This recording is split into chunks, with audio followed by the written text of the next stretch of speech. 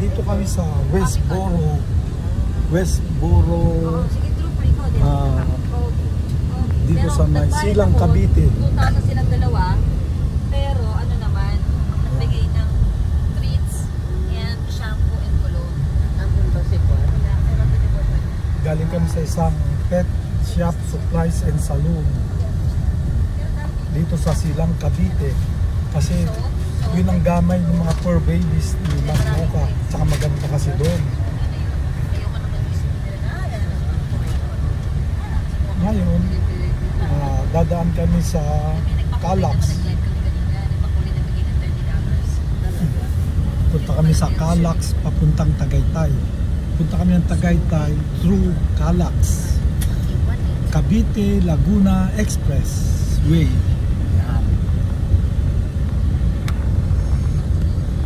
Hindi na dadaan tayo ng Calax o hindi na? Sila. Ha? Dadaan pa rin tayo ngayon? Okay. Tapos exit tayo ng ano to? Ewan to, saan tayo mag-exit. Basta bahala na yung kasama namin. So ito ang Santa Rosa Laguna yata to, o Silang Cavite. Silang Cavite. We're still here at Silang Cavite. Ayun yung Calax, oh.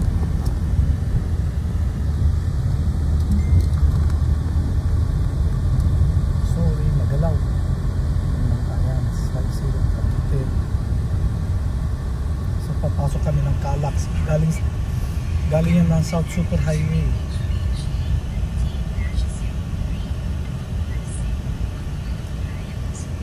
Ito man mga prohibition sa expressway. Prohibited on expressway.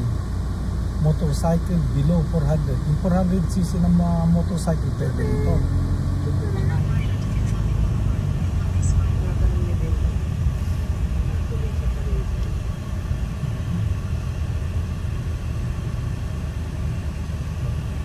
Ayan, nasa taas natin yung Calax.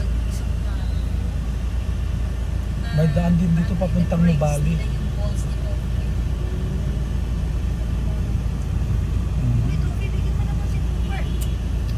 Pag doon kasi tayo dadaan sa Santa Rosa, matraffic na dahil marami na magagandang subdivision doon.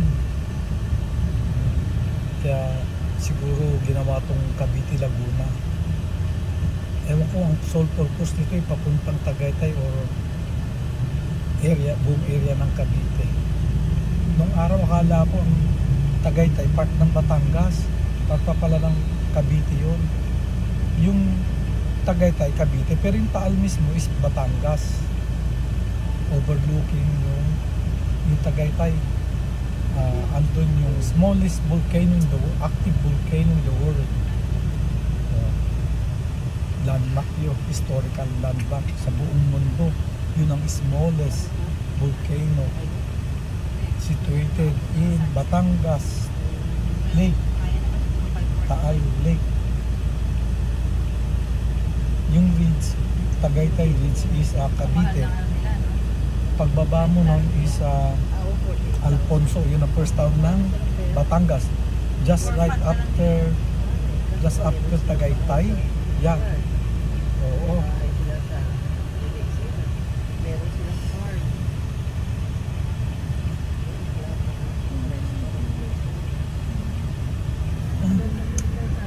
Traffic. Ito lang naman, after this, pagpasok natin ng Calax, dire-diretso. Usually, wala pang 30 minutes, nasa Tagaytay ka na eh. So, kung may bahay ka rito, kunwari dito sa area na to, kung may bahay ka rito, at nainitan ka, akit ka lang ng Tagaytay, 30 minutes lang yun. Tapos, baba ka ng gabi, malamig na. Swerte ng mga nandito, kaya lang, wala kang trabaho, wala kang source of income, paano na? Siguro yung mga nakatira rito, yung mga expat, tsaka yung mga malaking nakuha sa pension o mga nagtatrabaho within the area kasi marami na rin mga factory dito eh.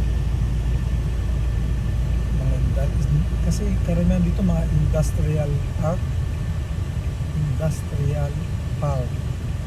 mga malalaking kumpanya na nag-export.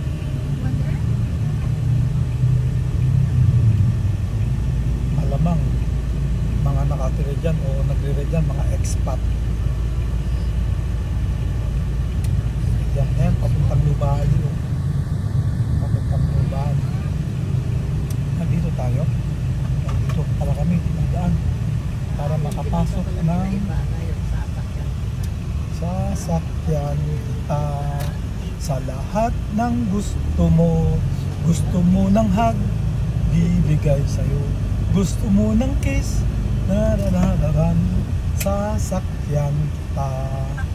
Sa lahat ng gusto mo. So papasok tayo ng Calax, Cavite, Laguna Expressway.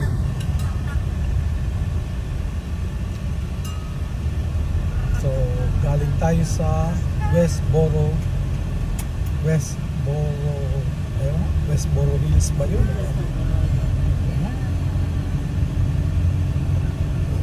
Sa lahat ng gusto mo, sasakyan kita. Gusto mo ng hug, bibigay sa'yo. Gusto mo ng kiss, narararan. Ganda itong area na to. Kaya alam ko, wala ka naman source of income dito pagka titira dito. Not unless milyonaryo ka.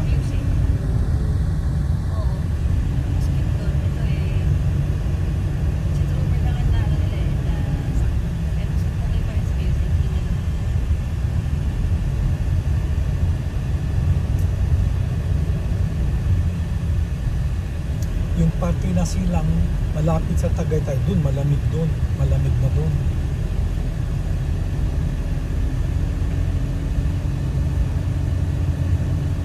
Maganda rito, vacation house lang.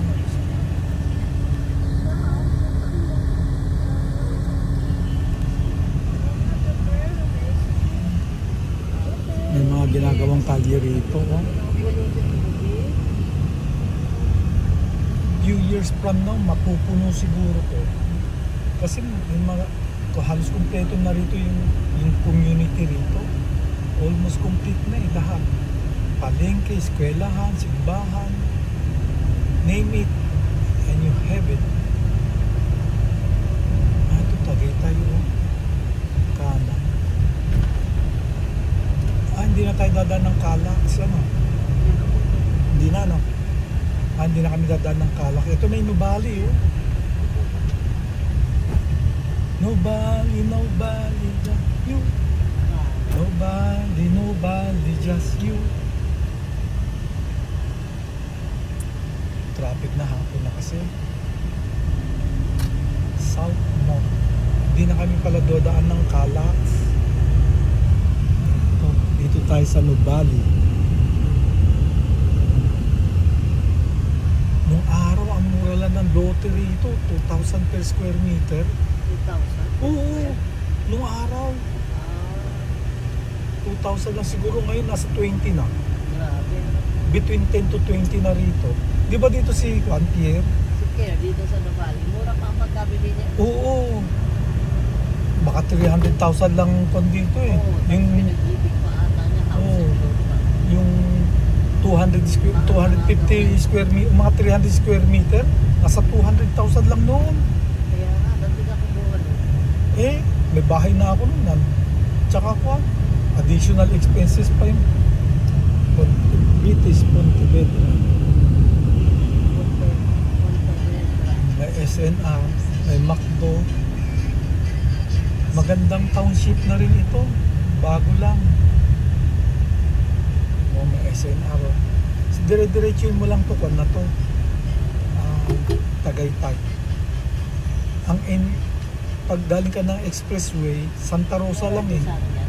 Kaliwa ka lang ng Santa, kung galing ka ng South Super Highway, pasok ka ng Santa Rosa exit, dire-diretso na to. Kaya lang medyo matraffic. Kaya sa Calax ang pan namin daan. Halo-halo to, minsan Cavite, minsan Lagunang area, hindi ko, not unless indicated. malalaman mo kung nasa Cavite ka o nasa Laguna.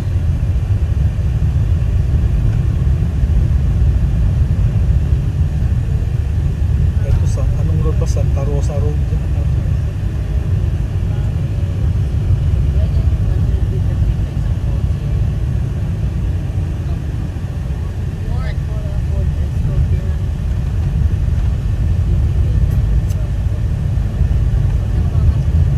Paglagpas mo ng Nubali, medyo mabilis na ang biyahe.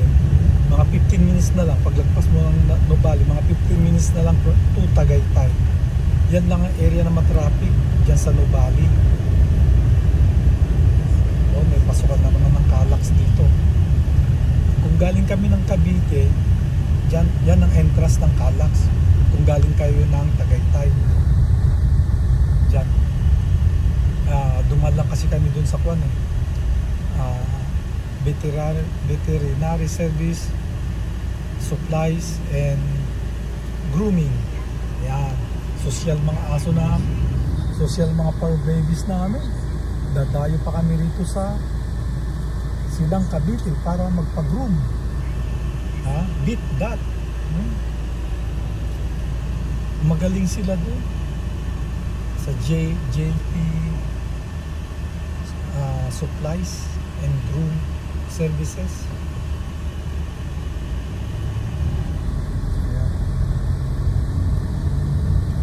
Ayan ang entry. Kung galing ka ng Tagaytay, diyan ka na dumaan sa Calax entry kasi matatraffic ka sa Nubali hanggang Santa Rosa yun bago ang papasok ka ng South Super Highway. Ito Calax, diretso na ng South Super Highway. From Paranaque to Tagaytay is only 60 kilometers eh. So kung tumatakbo ka ng more than 60 kilometers, less than an hour, nasa Tagaytay ka na. Nung araw hindi pa matraffic dito sa Santa Rosa, nakatira ako sa Paranaque, no? 1 hour lang ang biyahe ko noon, nandun na ako noon sa Tagaytay.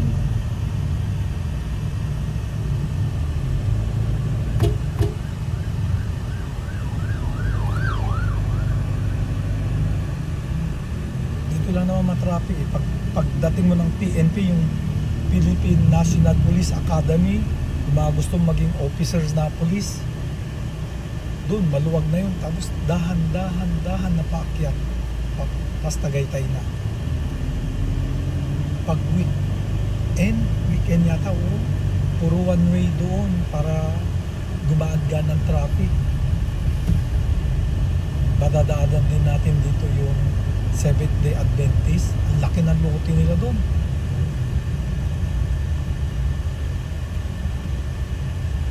Ito balik ulit tayo ng Silang.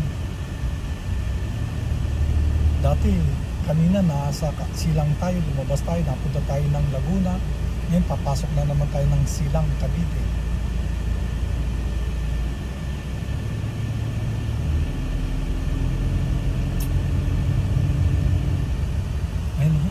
Silang Cavite na naman, no? Ayan, Silang Cavite. Kanina nandun tayo eh. Napunta ulit tayo ng Laguna, papasok ulit na Silang. Ayan, Silang Cavite.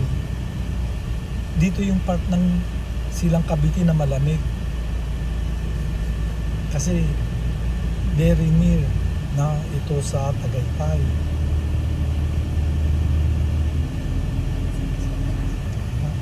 Traffic na yata kasi uwian na eh.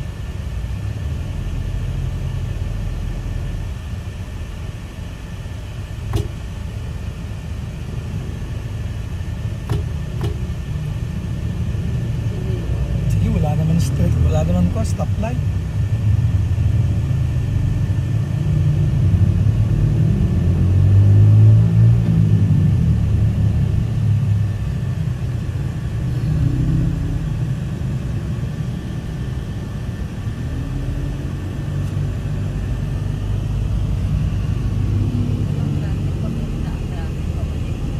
Mas matraffic yung pababa, no, kaysa paakyat. O pareho lang. mayroon pang 100 papuntang Tagaytay via Dasmariñas. Aguinaldo Highway pala yun. Oo. Ha? Kung galing ka ng Cavitex, lalabas ka ng Bacoor or Naik ba yun? O Bacoor.